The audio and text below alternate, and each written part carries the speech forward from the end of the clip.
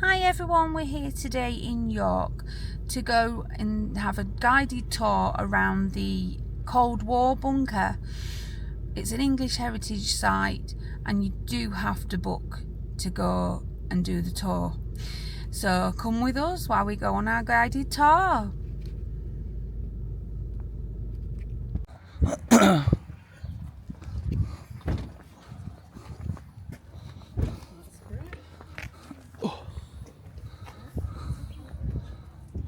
Just the nuclear fire was supposed to be the war, but it's pretty massive.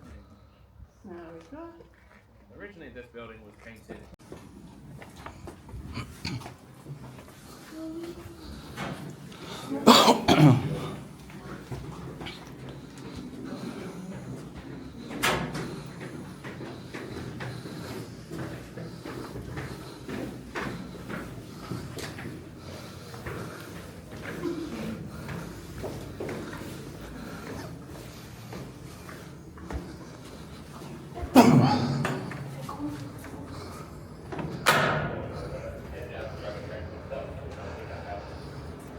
No worries.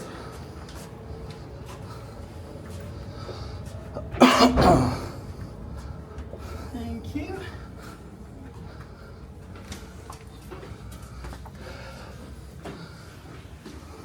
Sit down, Damien. And before we get started, I'll just take you through health and safety. So the bunker was built in 1961. As you can imagine, health and safety standards then were a bit more relaxed than they are now. So as we go around, do be aware of your surroundings. Keep an eye out for any raised thresholds, varying door frame heights, all that kind of thing.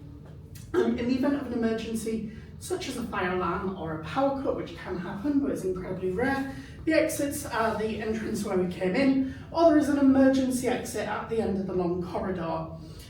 We do ask as you go around that you don't touch any of the collection. Even oils that naturally occur on our skin can react with the paint on the walls, for instance.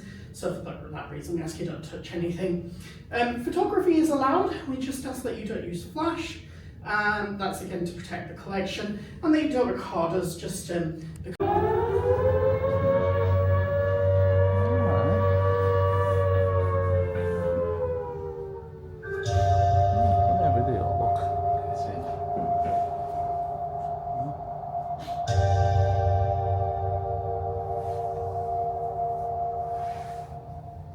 Welcome to number 20 Group Royal Observer Corps headquarters.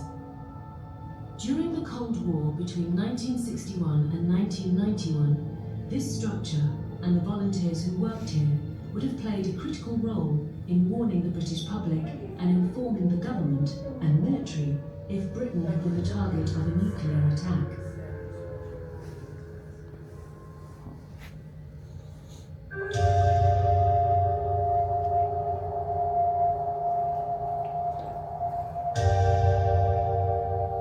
In May 1945, the German forces surrendered.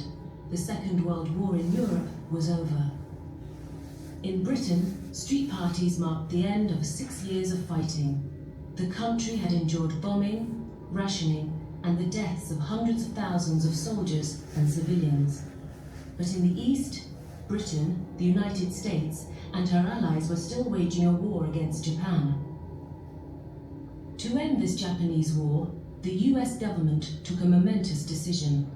On the 6th of August 1945, the US dropped an atomic bomb on the Japanese city of Hiroshima.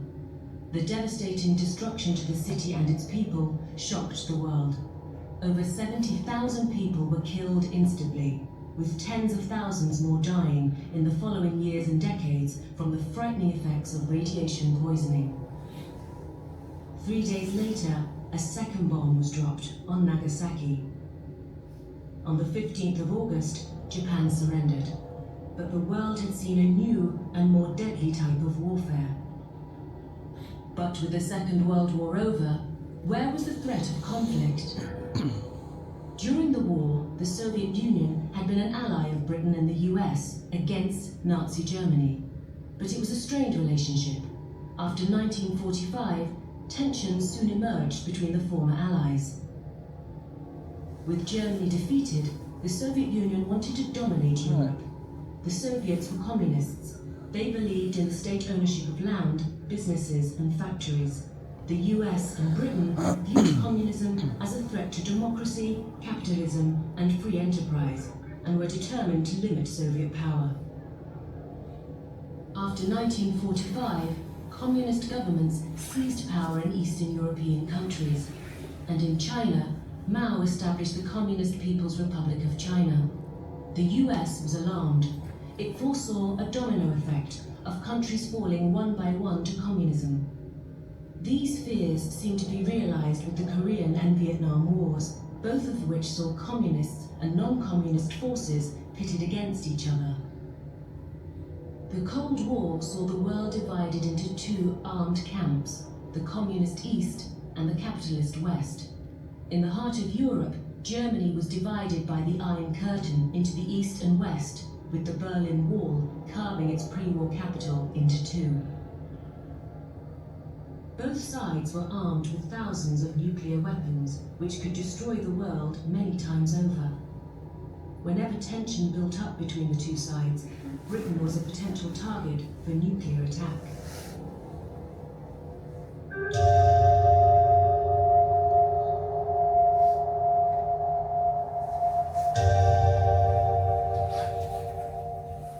The detonation of a nuclear weapon has three main effects: heat, blast, and radiation.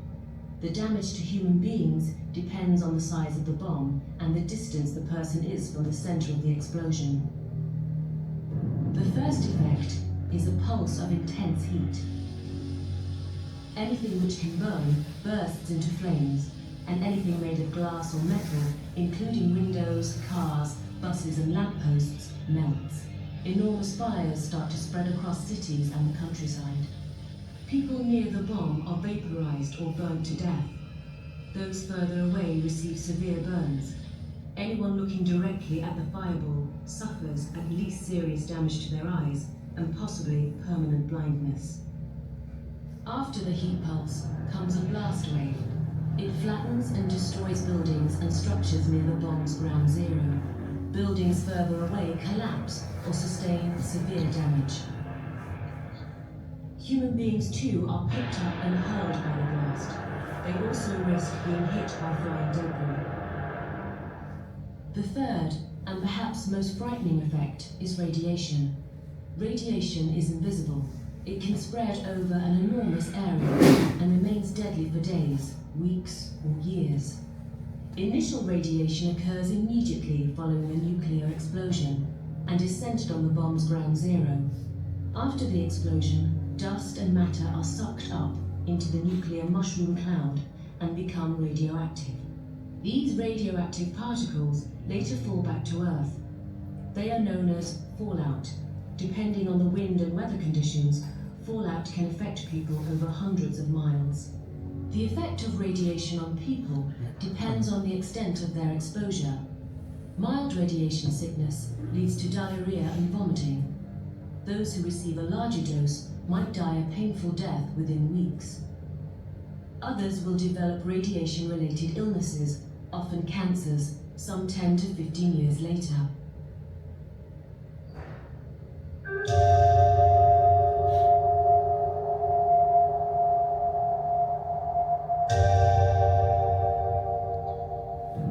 During the Cold War, a nuclear attack on Britain was thought to be a real possibility. What was done to protect the public from the effects of heat, blast, and radiation? The government prepared leaflets and films to explain to the public what precautions they should take, but ultimately, it was people's own responsibility to prepare themselves, their homes, and families for a nuclear attack, and to look after themselves during and after it. If the present world situation does lead to a nuclear attack on this country, it is vital that you should have taken the necessary measures to safeguard your home as much as possible. It is vital that you should know what action to take in the event of a nuclear attack. If you fail at this, your negligence could endanger the lives of your friends and neighbors as well as your own family. Remember that the civil defense wardens and the police are here to aid and advise you. But wherever you live, you must know how to help yourselves and be prepared to help others if their lives are in danger. These preparations included blocking up windows to keep out heat, fire and radiation, or painting them white to deflect the heat pulse. Inside the house, a sheltered room was chosen as a fallout room, where the family could live for several weeks until the danger from radioactive fallout had passed. Within the fallout room, a reinforced shelter was to be constructed to protect from the blast. Alternatively, a shelter could be dug in the garden. The fallout room was to be stocked with food and water, and the occupants were instructed to remain there until a radio broadcast informed them that it was safe to leave. The bunker in which you are sitting was a crucial part of the country's warning and monitoring system. It was staffed by men and women from York and the surrounding area who volunteered for the Royal Observer Corps. It was built in 1961 and was active for 30 years until 1991. During the Second World War, the Royal Observer Corps, or ROC, had played a valuable role in monitoring low-flying enemy aircraft. After the war, with Britain under the threat of a nuclear attack, the ROC was given a new job to monitor and record nuclear bomb blasts and radioactive fallout. There's areas to walk through as well. Across Britain, there was a network of over 1,500 small underground monitoring posts. Each of these was usually manned by 3 Royal Observer Corps volunteers. If a nuclear bomb was dropped on Britain, these volunteers would record information about the bomb's location, strength and radioactivity, and communicate this data to their nearest headquarters building. Can you share me 10 post? Bomb power indicator reads 1.5. Toxin 10 post, 1224, pressure 1.5. The bunker you are visiting today is one of these headquarters. Using the information on the bomb's blast and intensity gathered from the monitoring posts, the volunteers here at headquarters would plot the location of the bomb and the predicted path and strength of radioactive fallout. This information was then passed onwards to sector control, to the armed forces, and to regional or central government.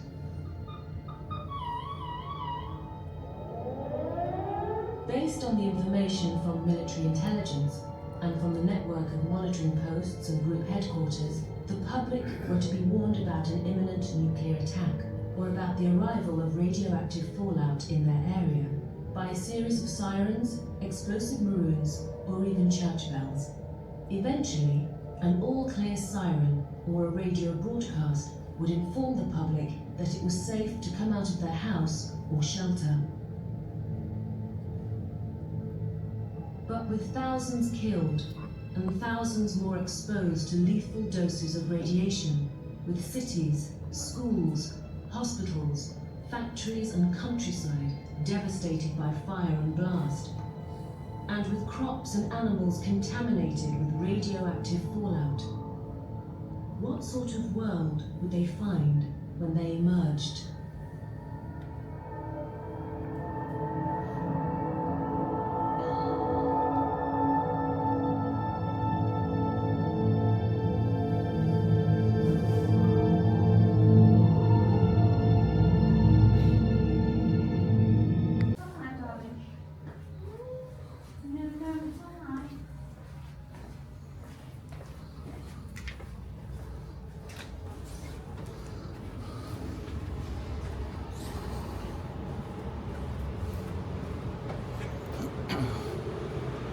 As that air recirculates, it would heat up, and the bunker would become unpleasantly hot.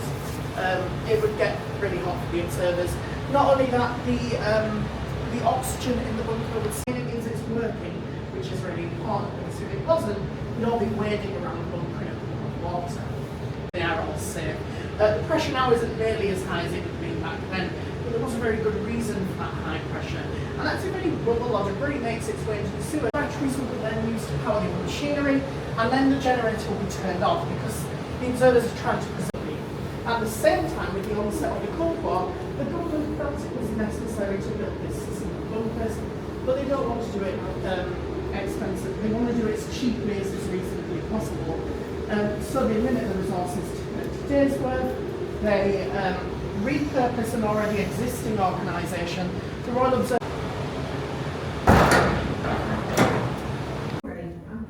He's worried about I'm running off, that's all. Is that what's up with him? I think so.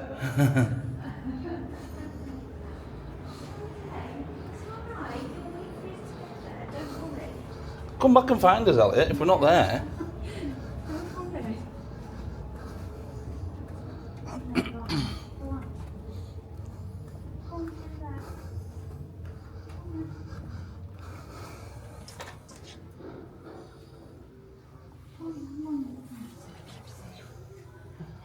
The observers will be coming to do the bulk of the work they're going to be doing down here. So sat in each of the chairs over there, there's going to be an observer. They're going to be on the phone communicating with the 3-man monitoring posts, gathering from the monitoring posts information about the bombing. Up here, this is the Durham group, there's the Carlisle group, the Preston group, and so on. And there's 29 such bunkers, such groups throughout the country initially.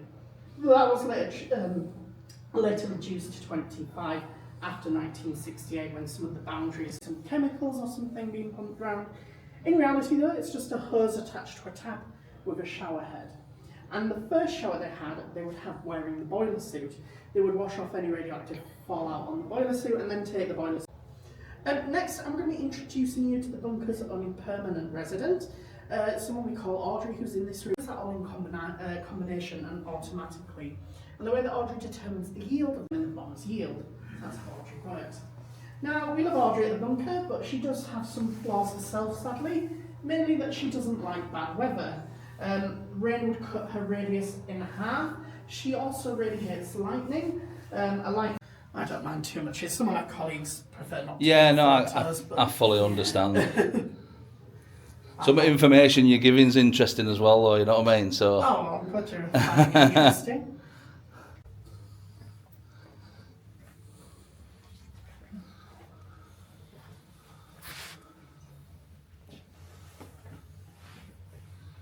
Is the only dormitory we have currently. The men's dormitory would have been where our office and ladies' toilets are now, but we needed space for those.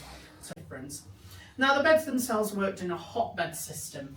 So you'd be working, you would be laying in bed, asleep, someone would come in off their shift, tap you on the shoulder, tell you to take photographs. It was believed that if the observers were bringing pictures of their loved ones down here, that if they were dwelling on them, it would lower morale, so they weren't allowed to bring photos with them.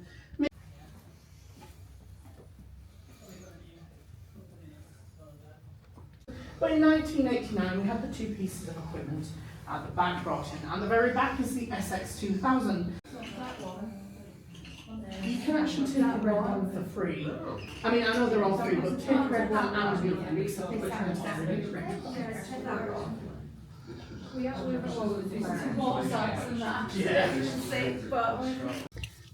Well, that was a very interesting tour.